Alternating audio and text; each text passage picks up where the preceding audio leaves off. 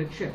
So if GST rates are reduced, what immediate impact can the public expect on their daily expenses? We would like to know from you, sir. Gee, I mean, in fact, the Prime Minister called it Diwali gift, right?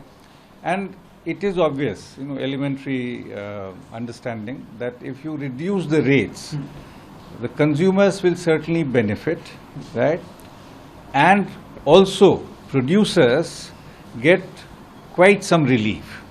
So right now you have rates which are in 5 sort of, it's a kind of slab where you have from 5 to 28, right? So the current rate, and it has been proposed that it would be reduced to 2, right? Now, of course, customers are going to benefit, businesses are going to benefit, but what will happen to overall revenue mobilization is a huge issue, right? In a context where our deficits have been generally on the higher side, right, with respect to what is supposed to be the norm, right? The norm is supposed to be, let's say, 3.5% or so of the sort of as regards the deficit, I am saying, yeah, so the gap between revenue and expenditure. So expenditure should not exceed revenues by more than, let's say, 3.5% or so. That's been the standard understanding after Maastricht Treaty, 1997, etc. Our own governments over last several decades have tried to keep it somewhere around 5, 6, 7, etc. Right? So the question is, if revenues don't rise and if you have to maintain the same expenditure level, this obviously implies an increase in deficit. Right? So if the expenditure was 100, if revenues come down from, let's say, 80 to 70, yeah, so it would be that kind of difference. So that would be one issue of concern. As it happens, over time, in the last few years or so, GST has been contributing a substantial part of the revenue kitty, right? More than 50% or so. In such a context, this becomes an obvious issue. So how do you offset that?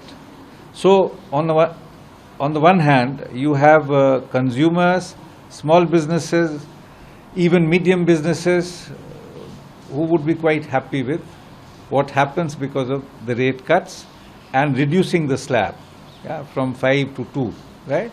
Because that also means rationalization and so on. So on that count, the answer is that in general it would be welcomed, right?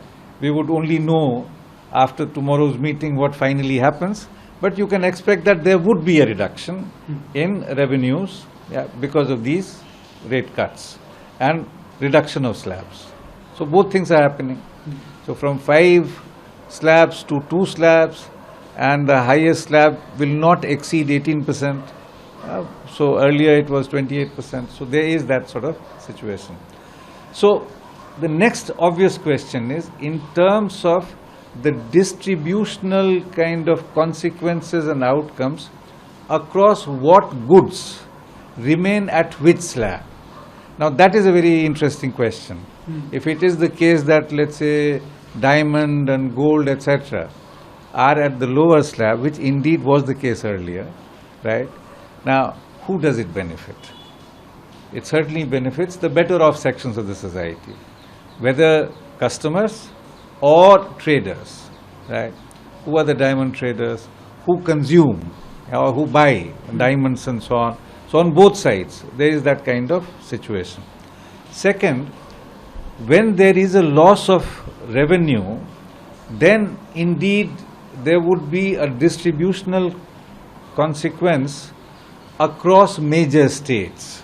So earlier states or provinces had lots of powers to mobilize resources. Now they have very little leeway. It's basically something on alcohol or a couple of other things on which the states still have control, right? Because most of the other taxes were merged with GST, right? So for that reason, goods and services tax, it expanded its scope and canvas of taxation and reduced the opportunities of taxation at the level of states, right? So if that has happened, then in a restructuring, some states are going to lose because of whatever is the arrangement, new arrangement now, yeah, and some states will win. That would again lead to a lot of heartaches. That is why this today discussion would be, I imagine, would be focusing on that, right? One mechanism which has been basically suggested to make sure that the losses are not too much or too high is to impose taxes on what is known as sin goods. So tobacco, I would imagine they probably will be thinking of alcohol also, right? So there could be some improvement in resource mobilization on that count. However, the big question is, will that make up in any significant way the losses which have already occurred because of the restructuring? So these were my first responses to you. If there are any specific questions that you want to get into, I would be happy to engage with those.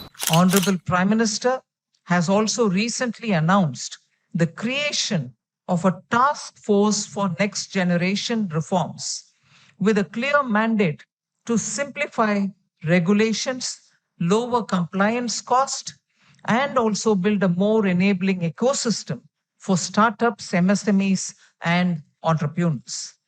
Complementing this, the planned rollout of the next generation GST reforms with a council meeting tomorrow and day after, in the coming months, it will set an economy absolutely open and transparent with further reduction in compliance burden, making it easier for small businesses to thrive.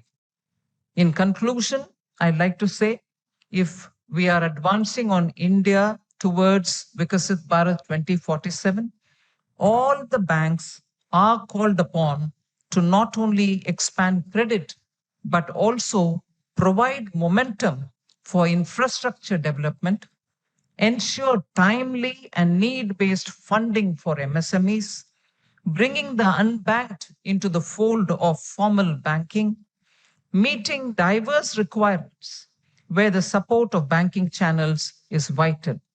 The guiding principles for this transformation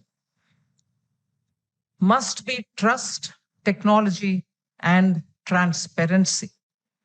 Trust earned through consistent service, ethical conduct, and sound governance. It's very important for the banks to earn and retain trust. Technology, leveraged not only for the efficiency, but also for inclusion and customer empowerment.